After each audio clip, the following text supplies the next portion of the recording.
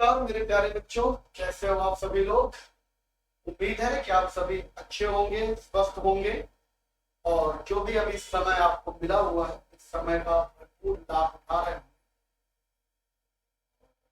ऐसा आशा करता हूँ कि आपके परिवार में भी सब लोग स्वस्थ होंगे। और इसी बीच में लोग जिस मुद्दे पे बात कर रहे थे उस मुद्दे पे आगे बढ़ेंगे, आप चर्चा को आगे बढ़ाएंगे। पहले भाग में हमने कुछ चीजें पढ़ी थी, चीजें आपको बहुत ही बारीक से बताई गई थी। बताया गया था कौन कौन से संविधान बहुत इंपॉर्टेंट है, किस किस संविधान पे हमें चर्चा करना है। और उसमें हम लोगों ने इन सब बातों की चर्चा किया था कि मीसा एक्ट के बारे में जो हमें आज कहानी बनानी है। तो मीसा तक हम पहुंच ही नहीं पाए क्योंकि मीसा समझना है।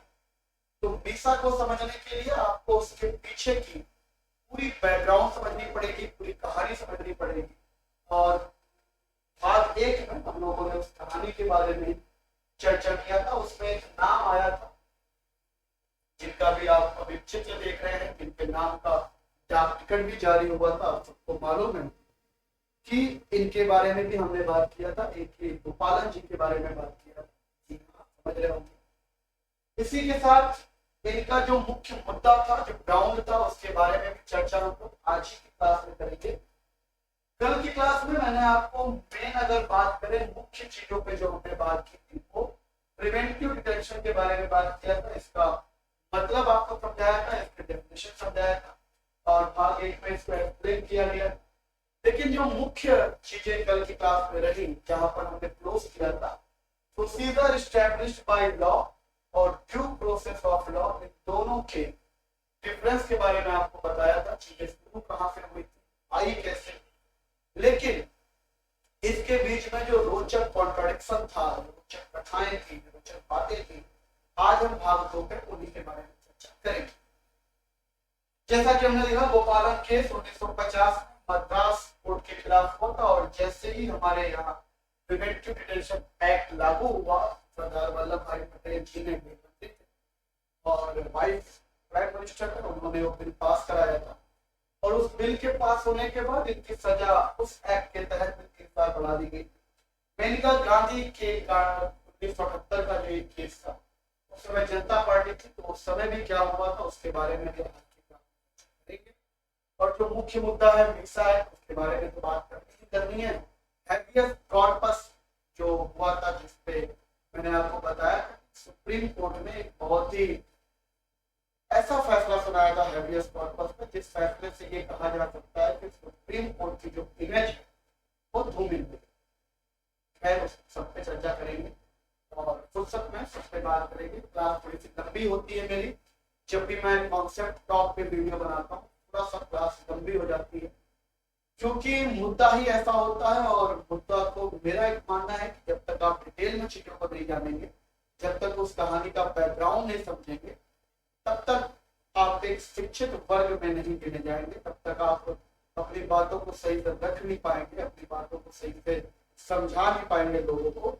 और अगर आप कोई चीज बैकग्राउंड में समझते हैं, किसी चीज की जड़ समझ जाते हैं, रूट समझ जाते हैं, अंदर तक उस चीजों को समझते हैं, तब आप एक ये कह सकते हैं कि आप अपने संविधान के बारे में जानकारी रखते हैं, अपने भारतीय राजनीति के बारे में जानकारी रखते हैं। आप 4-10 लोग से सामने बात कर सकते हैं, अपनी बातों में वजन रख सकते हैं। ये सारा चीज इससे जहां पर हमने बात छोड़ी थी, आज वहीं से चर्चा अगर हम करें तो आर्टिकल 19 पे आपको समझा दिया गया। आज की जो चर्चा हम लोग करेंगे तो ये बात शुरू यहाँ से करनी थी हमें। फंडामेंटल राइट्स जो हमारे थे, इसको हम लोग कहते हैं मूल अधिकार, आर्टिकल 14 से लेकर 25 तक। और भी हमारा मूल अधिकार है, लेकिन जो मुख्य मूल अधिकारों के बारे में हमें बात करनी थी कोई। हमें एक रोचक घटना और आपको एक विवाद समझाना है कि एक्चुअल में होता क्या। इससे अगर हम आर्टिकल 19 की बात करें तो कल मैंने आर्टिकल 19 के सारे A B C D E F G F के बारे में बात किया था। तो 19(1) जो होता है उसमें मैंने आपको बताया था कि जो डी क्लॉज है उसमें फ्री जो मूवमेंट का अधिकार है मतलब आप कहीं भी अबाध रूप से संचरण कर सकते हैं, कहीं भी घूम सकते हैं। ऐसा मानिए कि आप लोग कहीं, आप मान लीजिए कहीं लखनऊ से निकले और आप तमिलनाडु में चेन्नई की तरफ जा रहे हैं, आपने ट्रेन पर टिकट करा, ऐसा हो जाए तमिलनाडु या वहां पर चेन्नई स्टेशन पे आपको वहां की पुलिस गिरफ्तार, आपसे पूछे कि आप यहाँ क्या करने आए, ठीक होंगे कि आर्टिकल 19 के तहत हमें तो कहीं भी आने जाने का अधिकार है, कहीं भी आ जा सकता हूँ, मेरे पास टिकट भी है और मैं प्रॉपर रूल के साथ आया हूँ, और यहाँ पर कुछ ऐसा भी नहीं है कि बैन किया गया है, प्रतिबंधित किया गया है, इसलिए मैं यहाँ पर घूमने आया। और आपकी बात वहां की पुलिस ना सुने और आपको किसी भी मामले में, मान लीजिए ऐसे ही क्या हुआ है, गिरफ्तार कर दिया,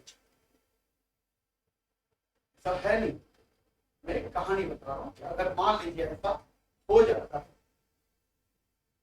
तो आपके पास दो ऐसे आर्टिकल हैं, एक तो आर्टिकल 32 है और एक आर्टिकल 226 भी है, वो सेम चीज है, थोड़ा सा इसमें अंतर है, आर्टिकल 32 आर्टिकल 226 में कभी और चर्चा करेंगे। लेकिन इन आर्टिकल 32 जिसको हम लोग कहते हैं रेमेडी के बारे में मैंने कल बताया था, इस आर्टिकल के तहत आपको ये अधिकार मिलता है संविधान के रूप से कि आप अपनी, जो कि 19(1) आपका मूल अधिकार है और इस मूल अधिकार के खिलाफ आपके ऊपर कार्रवाई हो रही है, आपको घूमने का अधिकार है, उसके बावजूद आपने कोई क्राइम नहीं किया, लेकिन यदि आपको कोई गिरफ्तार कर लेता है तो आर्टिकल 32 कहता है कि आप अपने मूल अधिकार के प्रति सुप्रीम कोर्ट जा सकते।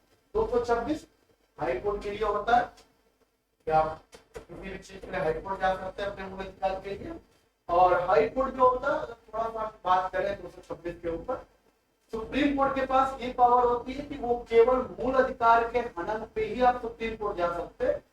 आर्टिकल 226 के तहत आप अन्य चीजों पे भी हाई कोर्ट जा सकते हैं। बात करें आपको वहां पर गिरफ्तार कर लिया गया है बिना किसी वजह से और आपके मूल अधिकार का हनन हो रहा है, तो आर्टिकल 32 के तहत आप सुप्रीम कोर्ट में जाकर अपनी बातें रख सकते हैं। और यहाँ पर जाकर आप क्या करेंगे, सुप्रीम कोर्ट जाएंगे तो आप क्या कहेंगे, सुप्रीम कहने की, तो आप वहां पर एक याचिका दायर, याचिका मतलब प्रार्थना करेंगे और उनसे कहेंगे कि आप एक रिट का आदेश दीजिए। रिट क्या है, अगर रिट के बारे में हम लोग समझे, आर्टिकल 32 के अंदर ही रिट का डिस्कशन है। रिट को अगर हम समझना चाहें तो रिट का जो डेफिनेशन है बेसिकली वो हम ये कह सकते हैं कि जो रिट होता है एक फॉर्मल रिटन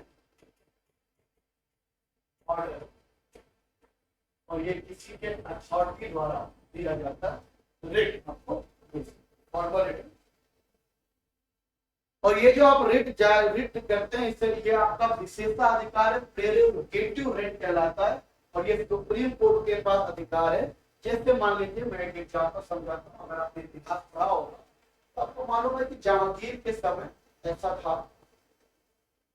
कि उसने एक जंजीर लटका रखा था अपने तख्त के पास, अपने दरबार में, और उस जंजीर का ये रोल था कि अगर किसी को भी न्याय चाहिए हमारे दरबार में तो वहां पे किसी भी टाइम में जंजीर को बजा सकता, और ये जंजीर जब वो बजा देगा, जंजीर जब हिला देगा, उस समय जहांगीर खुद अपने दरबार में आके उसके प्रति न्याय करेंगे।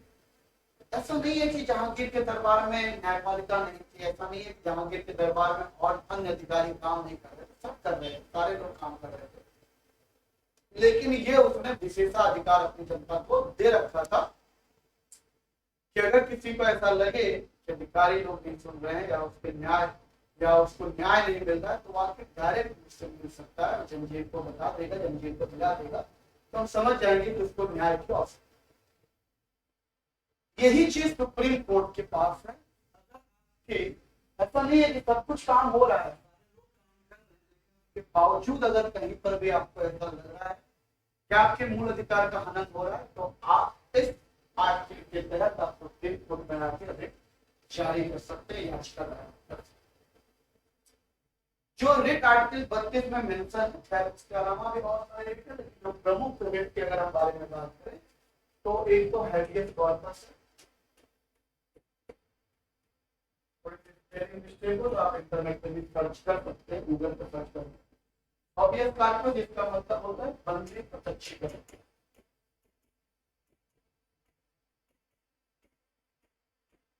बंदी प्रत्यक्षीकरण, एक तो ये रेट, दूसरा जो रेट का आदेश मिला हुआ है एक परमादेश।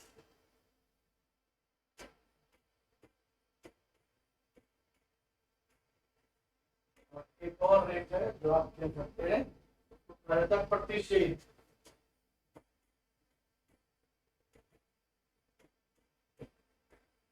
जो मुख्य रूप से 5 रेट है उसके बारे में बात, एक अधिकार उपेक्षा है।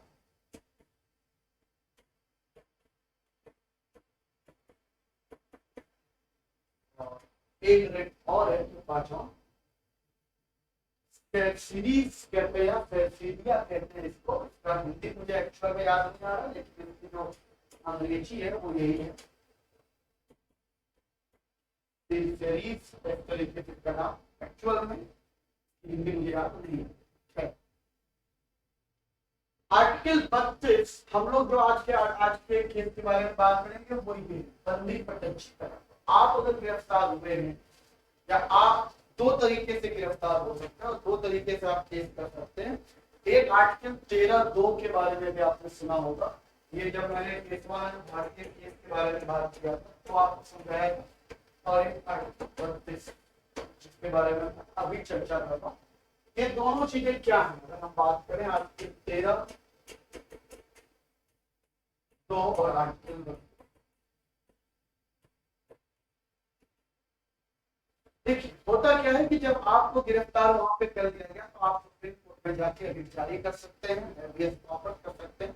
हैबियस कॉर्पस का मतलब है बंदी प्रत्यक्षीकरण। यदि किसी को किसी भी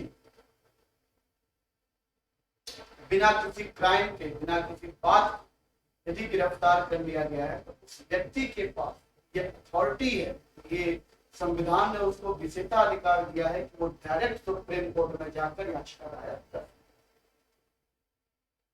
और वहां पर जाकर ये बात कह सकता है कि मैंने कुछ नहीं किया, उसके बावजूद मुझे वहां पर गिरफ्तार किया गया, इसलिए हे माय लॉर्ड, हे जज साहब, कृपया मुझे मेरा अधिकार वापस दिलाइए, मुझे बंदी बना लिया गया है, मुझे छुड़वाइए, और गलत तरीके से बंदी बना लिया गया। और सुप्रीम कोर्ट ये बात सुनेगी और सुप्रीम कोर्ट इसमें सुनेगी और देखेगी, कार्रवाई करेगी। और अगर सुप्रीम कोर्ट को लगता है कि हाँ गलत तरीके से इसको बंदी बनाया गया तो सुप्रीम कोर्ट पुलिस को दंड भी देगी और आपको छोड़ेगी।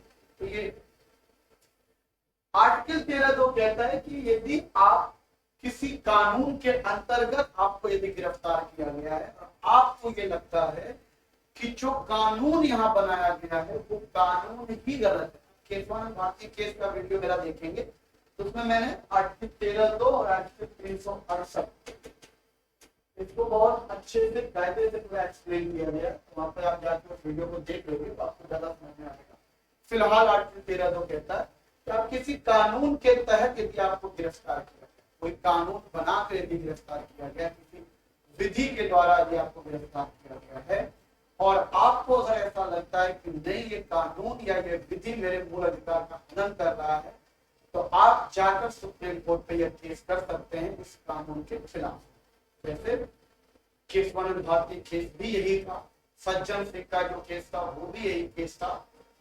ये सारे लोगों ने जो केस किया था वो इसी ग्राउंड पे केस किया था, आर्टिकल 13(2) के ऊपर। इसलिए मैंने उस वीडियो में बहुत अच्छे से चर्चा की।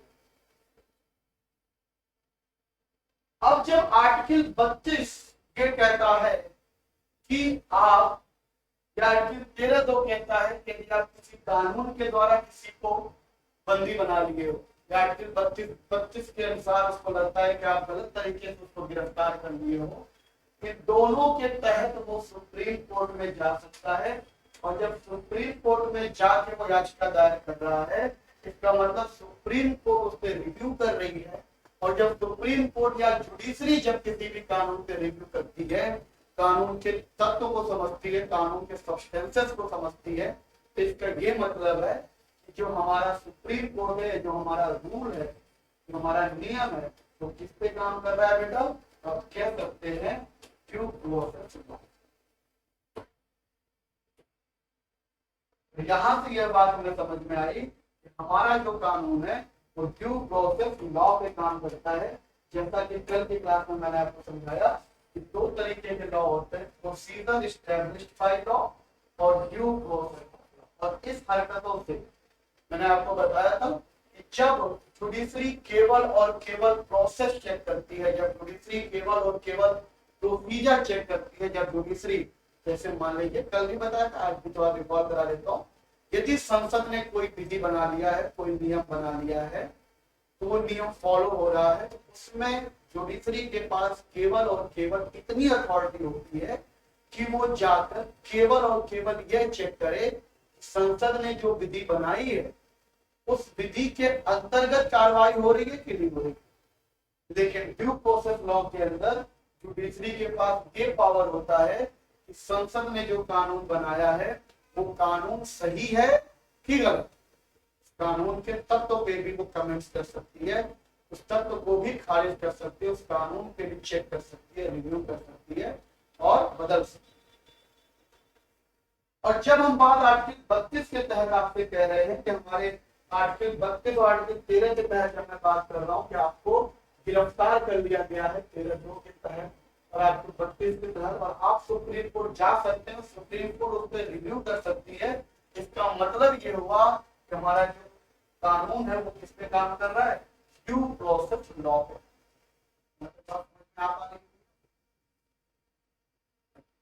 लेकिन लड़ाई क्या थी, लड़ाई जो थी वो किस मुद्दे पे थी, आज हम उन मुद्दों पे बात करेंगे। देखो यहां से तो ये समझ में आया कि हमारे जुडिशरी के पास या हमारे सिस्टम में, हमारे संविधान में ड्यू प्रोसेस लॉ।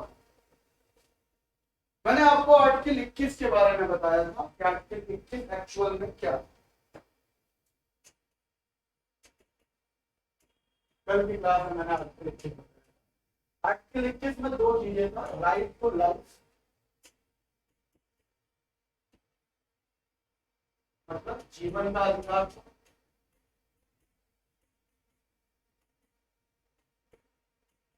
और दूसरा स्वतंत्रता का अधिकार, राइट टू लिव।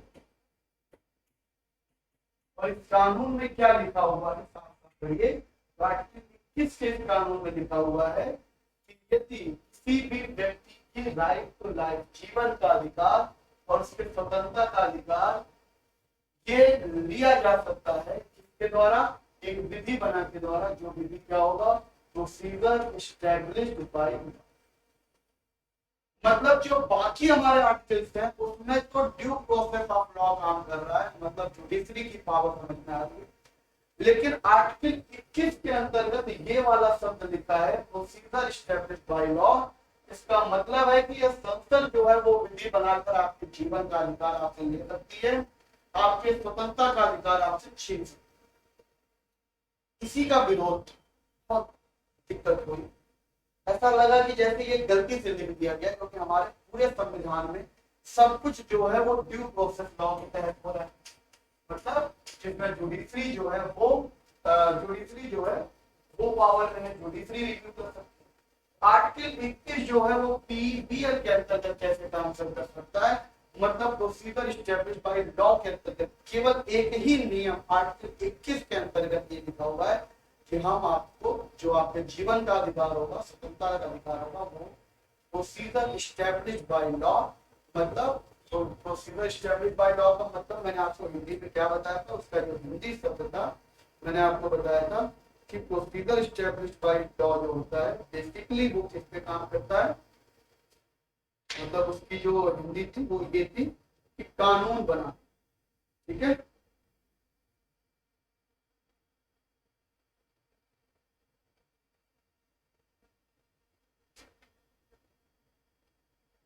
विधि द्वारा स्थापित करते, प्रोसीजर मतलब विधि द्वारा स्थापित करते या कोई भी विधि बनाकर एक प्रक्रिया स्थापित करके आपकी दोनों को छीन। इसी का विरोध बहुत, सवाल ये था कि क्या संविधान सभा ने गलती से ये शब्द लिख दिया था, क्योंकि बाकी जगह तो ये फॉलो हो रहा था, आर्टिकल 21 में ये क्यों लिख दिया गया, इस पे काफी बहस थी, काफी ज्यादा चीजें थी। तो अगर मैं आपको बात करूं, जब जो हमारा ड्राफ्ट कॉन्स्टिट्यूशन, मतलब आपको मालूम है लिखित संविधान बाद में 3 बार रीडिंग करने का नियम है। जब 3 बार रीडिंग हुई उसके पहले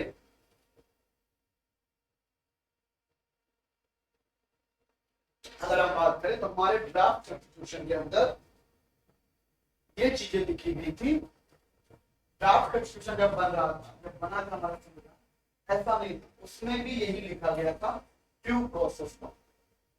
लेकिन संविधान सभा में काफी बहस हुई, लोगों ने इस पर चर्चा किया। देखिए संविधान सभा में अनपढ़ लोग नहीं बैठे, सब पढ़े लिखे, हम तो या जितने भी लोग अभी बात कर रहे हैं इनसे भी बहुत ज्यादा पढ़े लिखे। ऐसे ही कोई नियम या ऐसे ही कोई कानून नहीं बना, 60 संविधान रखकर पढ़कर उन्होंने संविधान बनाया था, कानून बनाया था, नियम बनाया था, आर्टिस्ट। ऐसे तो बन नहीं गया हो। उस समय जब आर्टिकल 21 की बात हो रही थी, जब हमारा देश नया नया आजाद हुआ, उस समय क्या था, देश की हालत कुछ ऐसी थी कि हमारा देश क्षेत्रवाद में बढ़ गया था, समाजवाद, वहां पे भाषावाद बढ़ गया था।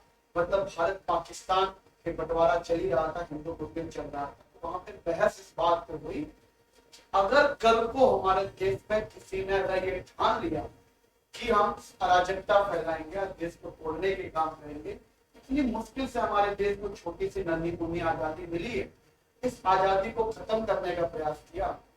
और उस समय अगर ड्यू प्रोसेस लॉ से चला गया तो संविधान में तो लिखा हुआ है, और फिर आर्टिकल 21 के तहत मूल अधिकार है हमारा।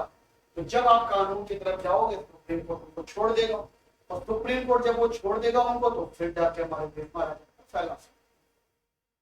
तो देश की आजादी को बचाने के लिए, देश में अराजकता को रोकने के लिए, देश के माहौल को सही करने के लिए ऐसा सोचा गया कि हमारे पास या सरकार के पास कुछ ऐसी शक्तियां होनी चाहिए कि जब उसको लगे कि नहीं देश माहौल खराब हो रहा है, तो वो कुछ अपने द्वारा ही नियम बना के प्रोसीजर एस्टैब्लिश्ड बाय लॉ से ही उसको कंट्रोल करे।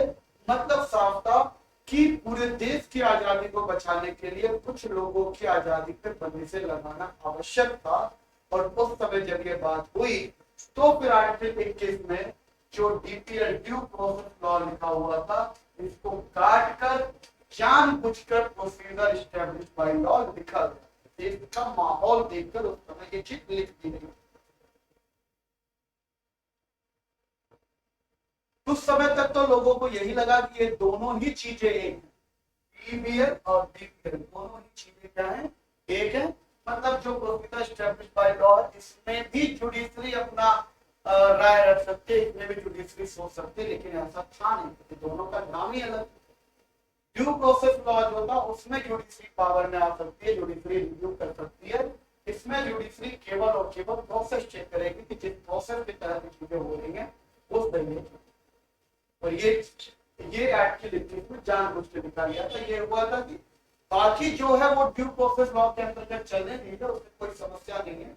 लेकिन जो देश की इस समय हालत है उसको ध्यान में रखते हुए ये नियम जो आर्टिकल 21 है, हमारा जीवन का जो अधिकार है या किसी के स्वतंत्रता का अधिकार का मतलब उसको बंदी बना लिया। यही तो है, स्वतंत्रता का अधिकार वंचित करने का मतलब जेल कर दो, कैद कर दो। इस समय के माहौल को बचाने के लिए हमें कुछ ऐसे नियम बनाने पड़ेंगे जिसमें प्रोसीजर एस्टैब्लिश्ड बाय लॉ, जो संसद द्वारा कोई नियम बनेगा। ऐसे बहुत सारे नियम अभी भी चल रहे हैं और ये चलते आ रहे हैं, उस समय से चलते आ रहे हैं। कुछ न कुछ ऐसा एक्ट बनता है और ये बना दिया प्रोसीजर एस्टैब्लिश्ड बाय लॉ, संसद द्वारा अपना एक्ट बनाया जाएगा और उसके तहत चलेगा। अब जो एके गोपाल जी का केस था उसके बारे में अगर हम बात करेंगे तब आपको चीजें बेहतर समझ में आएंगी। आपको मालूम है कि 1947 में इनको गिरफ्तार कर लिया गया था मद्रास सरकार के द्वारा। पहले कांग्रेस पार्टी में थे, इसकी आजादी में थे, उसके बाद फिर ये कम्युनिस्ट पार्टी में चले गए और 1977 में इनकी मृत्यु हुई थी। और 1969 में ये डीएमके पार्टी से एमपी भी थे। जब 1969 का जिक्र मैं इसलिए कर रहा हूँ क्योंकि इंदिरा गांधी की सरकार थी और उस समय बात करेंगे जब इंदिरा गांधी की सरकार डिवीजन हो गई थी तो पार्टी ने सपोर्ट भी किया था। खैर उस पर हम आगे चर्चा करेंगे। एके गोपालन साहब 1947 में गिरफ्तार हुए। 1950 में प्रिवेंटिव डिटेंशन एक्ट जो पास हुआ था और इसके तहत मद्रास गवर्नमेंट ने इनको 3 साल के लिए और अंदर कर दिया। मतलब 1950 में इनके ऊपर ये एक्ट भी लगा दिया कि इस एक्ट के तहत आपको जेल में डाला जाए। तब ये सुप्रीम कोर्ट गए और सुप्रीम कोर्ट में जो उन्होंने अपना ग्राउंड रखा, ग्राउंड क्या था, उन्होंने किस बात पे सुप्रीम कोर्ट में अपना केस लड़ा, वो महत्वपूर्ण था, बहुत ही रोचक तथ्य था। सबसे पहली बात इन्होंने ये कहा, पहला ग्रांड तथ्य रखा, अगर पूरे देश के सभी संविधान पे ड्यू प्रोसेस लॉ चल रहा है तो यहाँ आर्टिकल 21 पे प्रोसीजर एस्टैब्लिश्ड बाय लॉ कैसे चल सकता है। इनका कहने का मतलब कुल मिला के ये था कि ये दोनों ही नियम बराबर है और मुझे चूंकि दोनों ही नियम बराबर है, दोनों ही नियम बराबर का मतलब है जुडिशरी ये कानून पे रिव्यू कर सकती है, जुडिशरी इस कानून के तत्वों को देख सकती है और जुडिशरी ये चेक कर सकती है कि ऐसा अगर है, नियम सही बना है तो उस नियम को, अगर नियम गलत बना है तो उस नियम को काट सकती है, बदल सकती है। और इसके तहत मुझे गिरफ्तार किया गया, मुझे छोड़ दिया। उसके बाद दूसरा इन्होंने लिखा कि मान लेते हैं कि अगर ऐसा नहीं है, मान लेते हैं कि सरकार के पास पावर है विधि बनाने की और जुडिशरी नहीं चेक कर सकती है, तो इन्होंने दूसरा जो अपना ग्राउंड रखा था वो ये रखा था कि आर्टिकल 19(1)(d) के तहत मेरा ये मूल अधिकार है फ्री टू मूवमेंट, मैं कहीं पे आ जा सकता हूँ, ये मेरा मूल अधिकार है। और इस मूल अधिकार पे जो रिस्ट्रिक्शन लगाए गए हैं आपके आर्टिकल 19 के अंदर ही, 19(1) के अंदर ये सारी चीजें आपके अधिकार दिए गए, आपको स्वतंत्रता का अधिकार, और 19 के और आर्टिकल जो है 19 आर्टिकल के अंदर जो है 2, 3, 4, 5 में उसमें उसके रिस्ट्रिक्शन के बारे में बात किया गया कि कौन सी चीज किस रिस्ट्रिक्शन के साथ लागू होगी, जो मैंने कल बताया था। तो आर्टिकल 19 का अगर हम 5 वाला बात करें, आर्टिकल 19 के 5 क्लॉज में यह साफ मेंशन है कि जो फ्री टू मूवमेंट है ये दो चीजों पे केवल रिस्ट्रिक्ट रहेगा। पहला कि सामान्य जनता के हित के लिए, सामान्य जनता के हित के लिए मतलब अगर किसी का मूवमेंट या कोई इस तरीके से ट्रेवल कर रहा है, चल रहा है, जिसमें लग रहा है कि सामान्य जनता का हित नहीं है, मान लीजिए कोई बहुत बड़ा क्रिमिनल है और वो कहीं जा रहा है और इससे लग रहा है कि नहीं सामान्य जनता का नुकसान हो जाएगा, तो उसको रोका जा सकता है। और दूसरा शेड्यूल ट्राइबल, शेड्यूल ट्राइबल का मतलब जो ट्राइबल लोग होते हैं ये एक्चुअली थोड़े से कट के रहते हैं, अलूफ रहते हैं लोगों से, तो उनको सेव करने के लिए वहां पे लोगों का जाना आना मना। आप देखते होंगे ट्राइबल एरिया में अगर जाती होगी गाड़ी, वहां पे ऐसे आप सामान्यता नहीं जा सकते, कानून का विचार। इन्होंने कहा कि 19(1)(d) के अंतर्गत मुझे कहीं भी आने जाने का अधिकार है और मेरे जाने से सामान्य जनता का कोई अहित नहीं हो रहा और ना ही मैं शेड्यूल ट्राइबल में जा रहा हूँ, इस वजह से भी मुझे रिहा किया गया, मैं कहीं भी विचरण कर सकता हूँ, मेरा एक मूल अधिकार है और मूल अधिकार का हनन हो रहा है। तो आर्टिकल 13(2) के अंतर्गत आप इस चीज को रिव्यू करिए, आर्टिकल 13(2) के अंतर्गत इसको रिव्यू कर सकते हैं, ये कानूनी गलत बनाया गया है। और जब आर्टिकल 13(2) के तहत आप रिव्यू करेंगे इस चीज को, तब आप पाएंगे कि मैं दोषी नहीं हूं, मुझे रिहा किया। ये दो ग्राउंड एक गोकुलम जी ने रखा था, एक गोकुलम जी ने, और इस केस में सुप्रीम कोर्ट ने क्या फैसला दिया वो महत्वपूर्ण है। सुप्रीम कोर्ट में 1950 में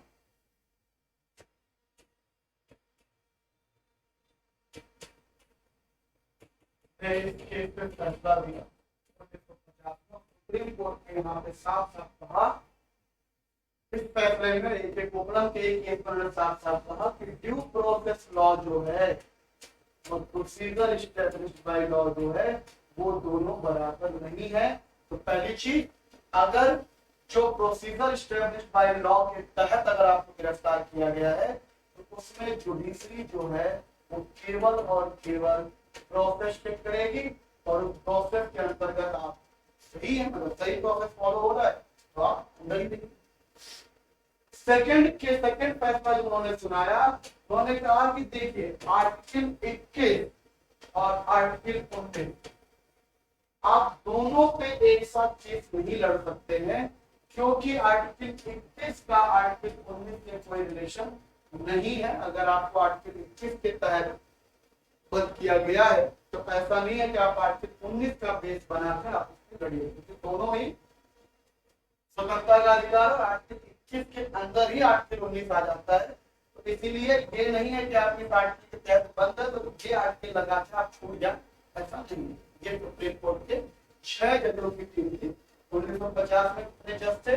6 जज की बेंच बैठी थी और 6 जज में जो फैसला आया था, बेसिकली जिस रेशियो में ये फैसला सुनाया गया था सुप्रीम कोर्ट का, वो उस समय जो सुप्रीम कोर्ट के जज थे कौन से थे? 1950 में 4:2 के रेशियो में आया था।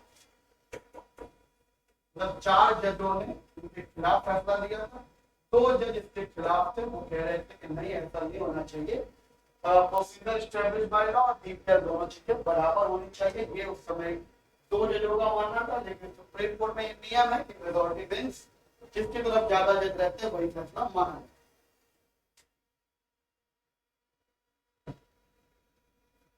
आर्टिकल ये जो 2 जज थे वो कौन कौन से थे जो इसके खिलाफ थे? फजल अली नामक एक जज थे जो जिन्होंने कहा था कि नहीं, इसके खिलाफ, मतलब ये सही नहीं है तो सरकार ने नियम लगा के उनको बंद किया, वो सही नहीं। सरकार किसी भी विधि के द्वारा किसी को बंद नहीं कर सकती है। फजल अली ने उसके खिलाफ दिया था, लेकिन ज्यादातर लोग फेवर में थे, इसलिए फैसला वही माना गया था। और एक और जो जज जो थे वो थे महाजन साहब, बेहद महाजन। और जो इनके सपोर्ट में थे एक तो एच.ए. कानिया जी। एच.ए. कानिया जी आजादी के पहले हमारे देश में फेडरल कोर्ट होता था, अंग्रेजी की कोर्ट होती थी, फेडरल कोर्ट कहते हैं। उस फेडरल कोर्ट के चीफ जस्टिस थे और जैसे देश आजाद हुआ तो वही फेडरल कोर्ट सुप्रीम कोर्ट बना दिया गया। यही एच.ए. कानिया जी उस समय सुप्रीम कोर्ट के चीफ जस्टिस बने। इनके अलावा पतंजलि शास्त्री जी भी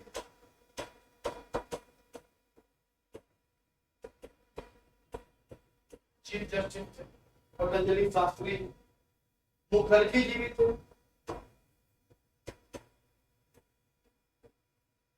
सी.आर. दास जी भी थे। सारे नाम आपको गूगल पर सर्च मारेंगे। हालांकि जजों के नाम इतने बहुत जरूरी है नहीं आपके लिए, फिर भी मैं आपको बताता हूँ। और एक भगवती जी, जानकारी के लिए आपको बता देते हैं, ये जो 4 जज थे टोटल, 1 2 3 4 5 जज, भगवती चित्रंजन दास नहीं, भगवती जी इसमें नहीं, इसमें जो भगवती जी थे इसमें फजल 3 लोग ये थे, एच.ए. कानिया जी, पतंजलि, मुखर्जी जी, दास जी और फजल अली महाजन जी के खिलाफ तो ये 4 फेवर में थे।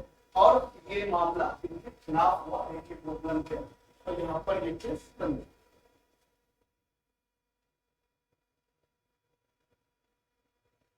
अब जब इमरजेंसी 1977 में खत्म हुआ, आपको मालूम है कि 25 जून 1975 को इमरजेंसी लगाई गई थी हमारे देश में।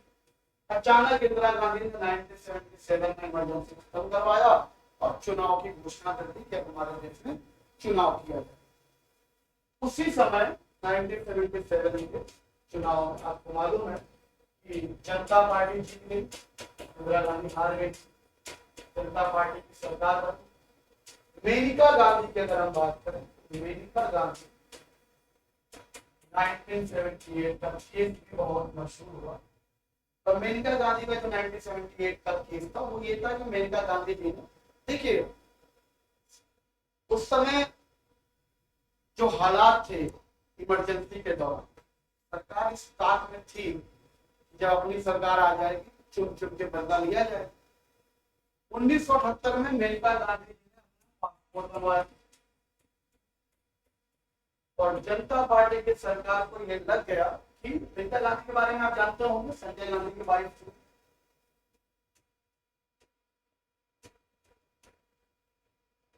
संजय गांधी की वाइफ, और यही संजय गांधी जिन्होंने पूरा एकदम इमरजेंसी के दौरान अपनी ताकत का जो दुरुपयोग किया, नसबंदी जैसे काम करके, मतलब बहुत जनता इसे तंग आ चुकी थी। इस तरीके के उन्होंने बहुत सारे काम कर दिए थे।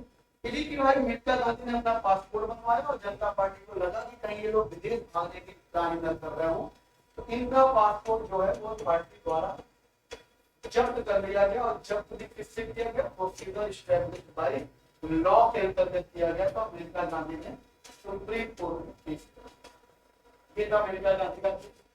क्या हुआ मेनका गांधी के केस में, उस पर बात करेंगे हम लोग, लेकिन उसके पहले हम लोग बात करते हैं कि मेनका गांधी के केस के फैसले जो सुप्रीम कोर्ट ने दिया, उस सुप्रीम कोर्ट का जो फैसला था वो देश का सबसे अच्छा फैसला माना गया।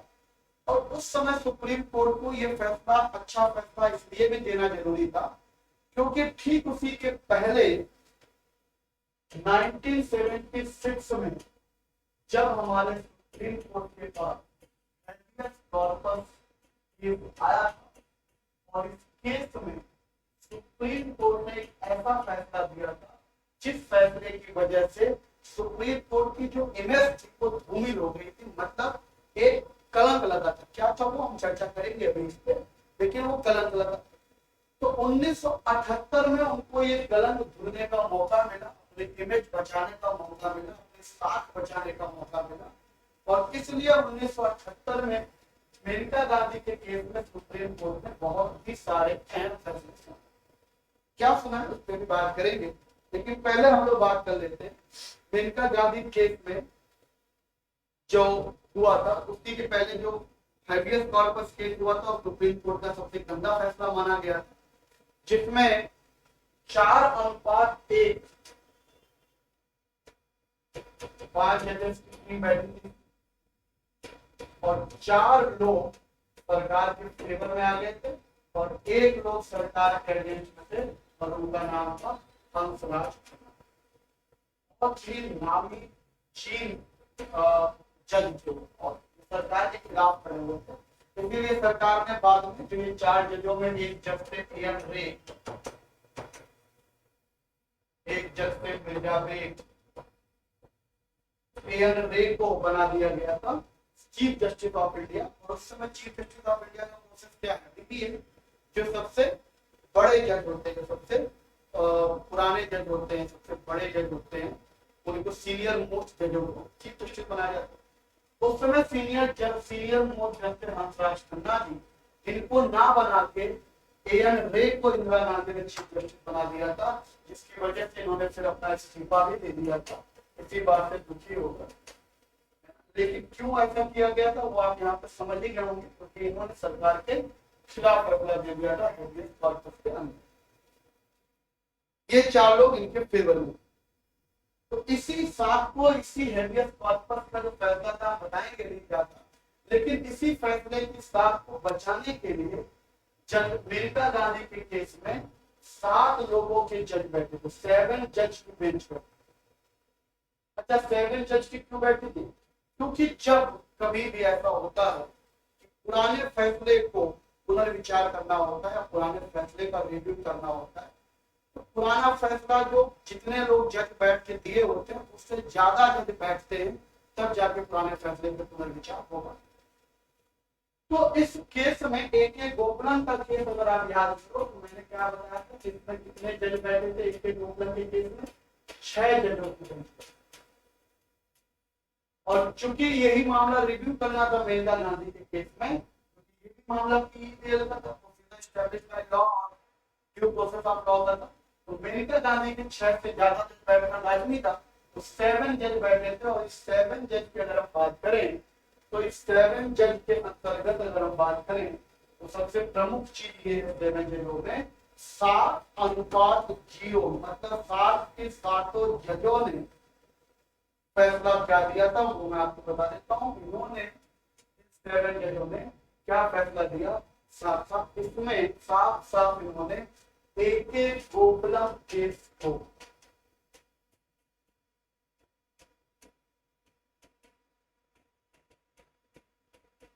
फैसले को सिरे से खारिज,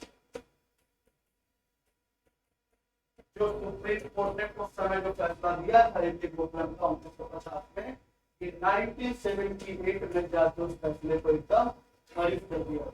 और तो सोचिए 1977 में AK गोपलन जी की मृत्यु हो गई थी, वो ये बात नहीं दे सकता, क्योंकि उनका फैसला वहां से खारिज हो गया और यहाँ पर उन जजों ने कहा कि आर्टिकल 21 जो है, आर्टिकल 21 में भले ये प्रोसीजर स्टैब्लिश्ड बाय लॉ के अंतर्गत विधि के कानून बने तो उसके ऊपर पारित हो, लेकिन इसमें भी जुडिशरी अगर चाहे तो रिव्यू करेगी, क्योंकि जुडिशरी ये चेक करेगी कि जो भी यहाँ पे लॉ बन रहा है वो लॉ रीजनेबल है कि नहीं है। और रीजनेबल चेक करने का मतलब ये हो गया कि जुडिशरी रीजनेबल चेक करेगी, और जब जुडिशरी चेक करेगी तो फिर ये तो ड्यू प्रोसेस लॉ होगा। भाई यही तो अंतर था ड्यू प्रोसेस लॉ और प्रोसीजर स्टैब्लिश्ड बाय लॉ। वहां पे जुडिशरी के पास पावर नहीं था, यहाँ पे जुडिशरी ने साफ साफ कह दिया कि आर्टिकल 21 के अंतर्गत अगर कोई नियम या कोई विधि बनाया जाएगा उसमें भी जुडिशरी अपना पक्ष रखेगी, देखेगी कि वो रीजनेबल है कि नहीं। दूसरा जिन्होंने फैसला दिया उन्होंने ये दिया कि सेकंड जो उन्होंने सबसे महत्वपूर्ण फैसला दिया वो क्या दिया कि आर्टिकल 21 के तहत यदि किसी पे केस हो रहा है और वो अगर आर्टिकल 19 के तहत लड़ना चाह रहा हो तो ये दोनों एक ही चीज नहीं है, ये दोनों अलग अलग चीजें हैं। और आर्टिकल 19 के तहत भी वो केस लड़ सकता है, आर्टिकल 21 के तहत भी लड़ सकता है। ऐसा नहीं है कि 19 जो है वो 21 के अंदर आता है, तो अगर आपके 21 के तहत यदि आपको गिरफ्तार कर लिया गया है तो 19 का प्रयोग आप नहीं कर सकते, बिल्कुल कर सकते हैं। ऐसा कुछ भी कोई लोहे की दीवार इन दोनों के बीच नहीं। ये फैसला, ये वही दोनों फैसले जो मैंने अभी बताया कि एक के केस में 1950 में जो जजेस थे, 6 जजेस थे, उसमें 4 और 2 जो जजेस थे उन्होंने इसी का उल्टा फैसला दिया। और मैंने आपको अभी बताया कि एक के गोकुलम के केस में अगर हम बात करें तो वो जजेस में कौन से जज, याद करिए मैंने जजेस के नाम आपको बताया तक नहीं में एक के गोकुलम के केस में वो जजेस कौन थे अगर बात करें एक के गोकुलम के केस में। ये 6 जज थे। फजल अली जज थे, जो ये फजल अली जज थे जिन्होंने सुप्रीम कोर्ट में 4 जजेस ने तो इनके फेवर में, सरकार के फेवर में दिया था, 2 जजों ने जो विरोध में फैसला दिया था। इसी फजल अली के लड़के, इसी फजल अली के लड़के थे 1978 में 1978 मेनका गांधी के केस में जो ये 7 जज बैठे थे, 7 जजों की जो टीम बैठी थी, इसमें फजल अली के ही पुत्र जो थे वो एसोसिएट जज बन के आए।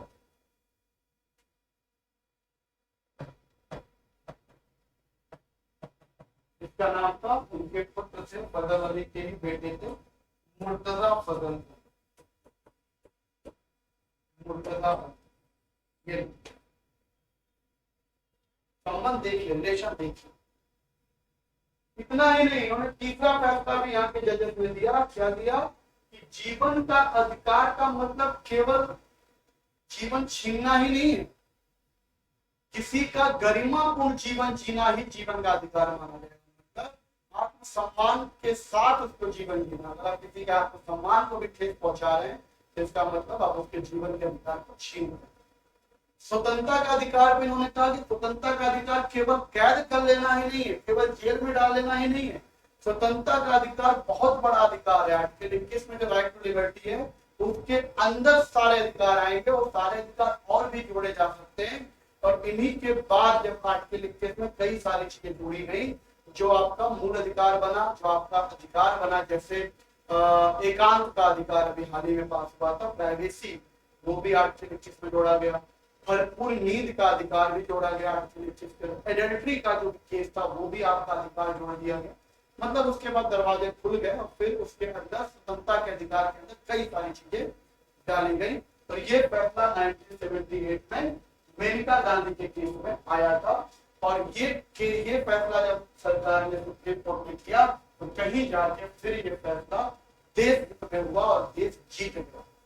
मेनका गांधी को बहुत सपोर्ट नहीं मिला, मेनका गांधी को बहुत ज्यादा फायदा नहीं मिला, लेकिन जैसे केशवानंद भारती केस में केशवानंद तो हार गए लेकिन देश जीत गया था। देश के हित में कई सारे फैसले आ गए थे, जो बेसिक स्ट्रक्चर आ गया था वही चीज मेनका गांधी के केस में हुआ। मेनका गांधी को तो बहुत सपोर्ट नहीं मिला इसमें, लेकिन ये कुछ ऐसे फैसले थे जिसने सुप्रीम कोर्ट की इमेज को वापस से स्ट्रॉन्ग बना दिया कि हाँ, सुप्रीम कोर्ट के पास ऐसी पावर है कि वो कुछ कर सकती है। और हैबियस कॉर्पस वाली जो इमेज उनकी पूरी हुई थी, वो इमेज फिर से एक बार निकल के आ गई। और इस फैसले को ऐसा समझिए कि देश के हित का फैसला। बात समझ में आ रही? अगर यहाँ तक आपको बात समझ में आ रही है, तब अब हम चलेंगे सबसे इम्पोर्टेंट फैसले पर। अब हम लोग यहाँ से उस मुद्दे पे आएंगे जिस मुद्दे पर हम लोग को वाकई चर्चा करना है। जो हमारा रियल मुद्दा था वो क्या था?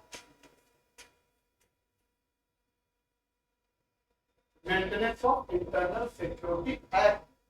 इसको कुछ लोगों ने मजाक में maintenance of Indira Gandhi Sanjay Gandhi act बोला था, लेकिन इसका ओरिजिनल था maintenance of internal security act का मतलब आंतरिक सुरक्षा के रख रखाव के अधीन। इसके बाद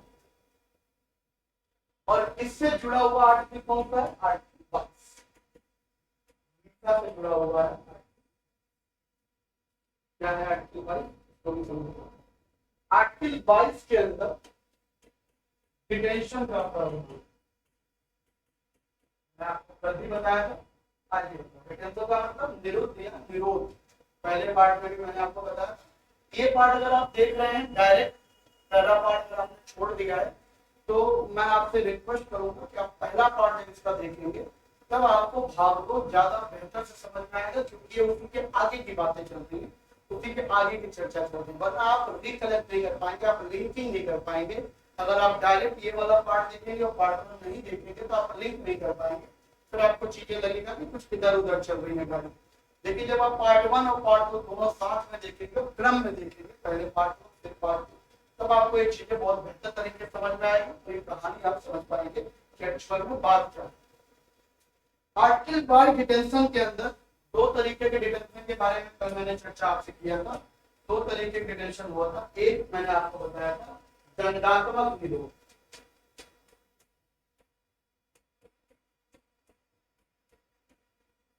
जिसे कहते हैं प्यूनिटिव डिटेंशन। और आर्टिकल 22 का 1 से लेकर 3 तक का जो क्लॉज है वो इसी पे बात करता है। लेकिन हमारा जो मुद्दा है वो किस पे है? Preventive detention.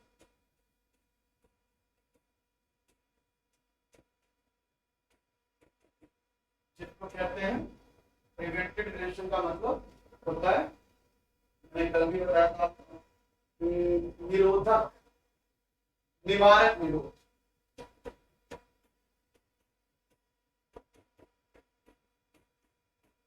इसके अंदर मैंने आपको बताया था किसी को संदेह देखकर ही, मतलब किसी को संभावना के आधार पे गिरफ्तार कर लिया था। और आर्टिकल जो है 4 से लेकर 7 तक की जो आर्टिकल है वो प्रिवेंटिव डिटेंशन के अंदर बोला। देखिए, अगर आपको किसी भी क्राइम के अंतर्गत यदि आपको गिरफ्तार किया जाता है, 1 से 3 में जो आपको शक्तियां दी गई है वो कौन सी शक्तियां दी गई है उसके बारे में आपको बता देता हूँ। दंडात्मक निरोध के अंदर अगर कल को कभी भी आपको पुलिस गिरफ्तार करे, भगवान न करे ऐसा हो, लेकिन कभी गिरफ्तार करे तो आपके पास 3 अथॉरिटी संविधान के द्वारा आपको दिया गया है। पहला कि अगर आपको पुलिस गिरफ्तार करती है तो आप पुलिस से कारण पूछ सकते हैं कि किस कारण से आपको गिरफ्तार किया जा रहा है, और पुलिस को वो कारण बताना पड़ेगा, ये जरूरी है। कारण बता सकते हैं, पहला अधिकार ये दिया है। दूसरा अधिकार आपको दिया गया है, अगर आपको पुलिस गिरफ्तार करती है तो आप अपने मन से, अपने मन चाहे वकील को बुला सकते हैं, पुलिस आपको नहीं रोक सकती। अगर आप चाहें तो आप कहेंगे कि मैं अपने वकील से जो बात करना चाहता हूँ, आपसे बात नहीं करना चाहता हूँ, तो आप फ्री होंगे, आप अपने वकील को बुला सकते हैं। ये नहीं है कि आपके वकील को पुलिस लेके आए, आप बुलवाइए जैसे भी आप। और तीसरा अधिकार आपको ये है प्रिवेंटिव डिटेंशन के अंदर, दंडात्मक निरोध के अंदर तीसरा अधिकार ये है कि अगर आपको पुलिस पकड़ती है तो 24 घंटे के अंदर आपको मजिस्ट्रेट के सामने उसको पेश करना ही करना है। आपको मजिस्ट्रेट के सामने वो पेश करना ही करना पड़ेगा। और इस 24 घंटे के अंदर मैं आपको बता दूं, यात्रा का समय छोड़, मतलब जैसे अभी हमारी कानपुर में केस हुआ था जो मुझे याद आ रहा है, दुबे विकास से कहां से, उज्जैन से गिरफ्तार किया था। उज्जैन से लखनऊ तक या कानपुर तक आने का जो टाइम है वो कैंसिल करना है। कानपुर आ गए, वहां यात्रा का समय कैंसिल करके 24 घंटे के अंदर आपको मजिस्ट्रेट के सामने पेश करना पड़ेगा। और मजिस्ट्रेट को यदि लगता है कि नहीं तो बेल दे देनी चाहिए, या मजिस्ट्रेट को लगता है कि इसको गलत गिरफ्तारी हो गई है, इसकी गिरफ्तारी खारिज कर देनी चाहिए, तो उस व्यक्ति को तुरंत प्रभाव से, तत्काल प्रभाव से छोड़ दिया जाए।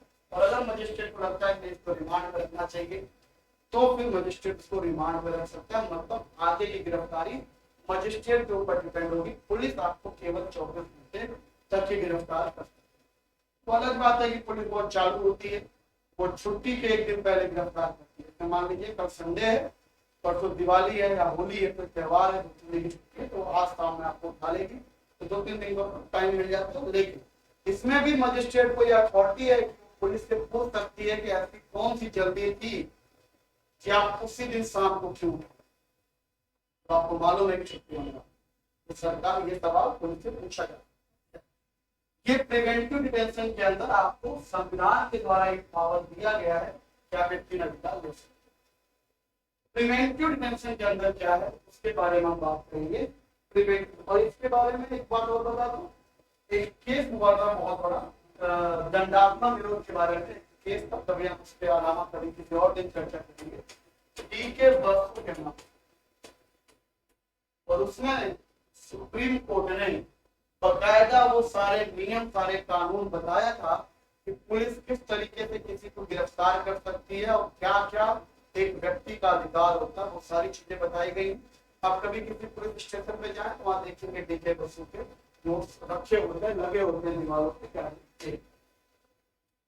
लेकिन जो आर्टिकल 22 4 से 7 नंबर तक के प्रावधान है वो है प्रिवेंटिव डिटेंशन, मतलब निवारक विरोध। प्रिवेंटिव डिटेंशन के अंदर क्या नियम रखे गए हैं, उस नियम पर हम लोग बात कर लेते हैं कि प्रिवेंटिव डिटेंशन के अंदर सरकार ने क्या नियम, और आपको बताऊं इसी से संबंधित इसका प्रिवेंटिव डिटेंशन के अंतर्गत ही लगा था मीसा एक्ट था। वो प्रिवेंटिव डिटेंशन के अंदर ही था, इसलिए एक्ट के तहत लगा था, ये एक्ट पास हुआ था। तो क्या था प्रिवेंटिव डिटेंशन के अंदर, क्या अथॉरिटी है, 4, 5, 6, 7 क्या कहता है उसके बारे में बात कर लेते हैं। तो पहला जो है प्रिवेंटिव डिटेंशन के अंदर पहली चीज तो दी गई है कि आप जो गिरफ्तारी करेंगे वो विधि के द्वारा ही करेंगे, लॉ के द्वारा ही गिरफ्तारी कर सकते हैं। मतलब आप पहले कोई लॉ बनाएंगे, उस लॉ के अंतर्गत आप गिरफ्तारी। प्रिवेंटिव डिटेंशन के अंदर इमरजेंसी के समय एक लॉ बनाया गया था, मीसा है, और उस एक्ट के तहत से गिरफ्तारी की। दूसरा, आप उस एक्ट के तहत, उस लॉ के तहत गिरफ्तारी तो करेंगे, लेकिन वो गिरफ्तारी का टाइमिंग क्या होगा, उस नियम के तहत आप केवल और केवल 3 महीने तक ही गिरफ्तार कर सकते हैं, उससे ज्यादा नहीं। और अगर उससे ज्यादा आपको गिरफ्तार करना है तो आप एक एडवाइजरी बोर्ड बनाएंगे, और इस एडवाइजरी बोर्ड के अंदर कौन कौन हो सकता है, हाई कोर्ट के, समझना, हाई कोर्ट के, इसमें भी बड़ा खेल है, बड़ा जोर, हाई कोर्ट के वर्तमान जज, मतलब अगर कोई वर्तमान जज है तो एडवाइजरी बोर्ड में उसको डाला जा सकता है, या फिर हाई कोर्ट के रिटायर्ड जज, कोई जज रिटायर हो गया उनको हाई कोर्ट के एडवाइजरी बोर्ड में डाला जा सकता है, या फिर जज की योग्यता रखने वाला कोई भी, हाई कोर्ट के जज की योग्यता रखने वाला कोई भी वकील। हाई कोर्ट की योग्यता रखने वाले जज को क्या चाहिए भाई, 10 साल तक यदि आपने हाई कोर्ट में प्रैक्टिस किया है, हाई कोर्ट के जज बन सकते। इस एडवाइजरी बोर्ड के नियम के बाद ही अगर एडवाइजरी बोर्ड ने देखा कि हाँ मतलब केस ऐसा है जो समान हित के खिलाफ है, तो वो चाहेगा तो उस व्यक्ति को 3 महीने से ज्यादा के लिए बढ़ा सकता है, वरना इस नियम के तहत अगर आप कोई नियम बना रहे हो तो उस नियम के तहत आप केवल और केवल किसी व्यक्ति को प्रिवेंटिव डिटेंशन के अंदर आर्टिकल 22 में साफ साफ लिखा है कि आप केवल 3 महीने तक उसको अंदर कर सकते हैं। संदेह के रूप में संभावना अगर आपको है कि ये आदमी अराजकता फैला सकता है, ये आदमी कुछ नुकसान पहुंचा सकता है, तो आप केवल और केवल नियम बनाकर उसको 3 महीने तक गिरफ्तार कर सकते हैं। अगर 3 महीने से ज्यादा आपको गिरफ्तार करना है तो एक एडवाइजरी बोर्ड बनेगी। उस एडवाइजरी बोर्ड के अंदर हाई कोर्ट के या तो वर्तमान जज की टीम होगी या फिर रिटायर्ड जज होंगे या जज जो जज बनने की योग्यता रखते हैं वो भी हो सकते हैं, वो लोग यहाँ पे सलाह देंगे कि इसको बढ़ाना है कि नहीं बढ़ाना, तब आप। इसमें जो ये वाली लाइन है हाई कोर्ट के जज की योग्यता, ये बड़ा टिपिकल था भाई। देखो हाई कोर्ट के जज की योग्यता कौन रखता है? हाई कोर्ट में 10 साल प्रैक्टिस क्यों? हाई कोर्ट में अगर कोई वकील 10 साल तक प्रैक्टिस कर रहा है तो बहुत ही ज्यादा अच्छी कंडीशन हो भी सकती है, नहीं हो। ऐसा कोई जज जिसकी अच्छी कंडीशन नहीं है वो सरकार के भाव में ला सकता है। सरकार अगर चाहे तो उसको अपने तरीके से फैसला सुनवा सकती है। यही हुआ था इमरजेंसी के समय। सबसे ज्यादा जज की योग्यता रखने वाले लोगों को एडवाइजरी बोर्ड में बुलाया गया था। और एडवाइजरी बोर्ड में अगर एक टीम है, 3 लोगों की टीम है, 4 लोगों की टीम है, तो मेजॉरिटी काम करती है। मतलब अगर एक आदमी ने कुछ फैसला दे दिया और 2 या 3 आदमी ने कुछ और दे दिया तो मेजॉरिटी बिल करती है। सबसे ज्यादा उस समय सीटें तो भरे गए थे तो सरकार के पक्ष में फैसला गया।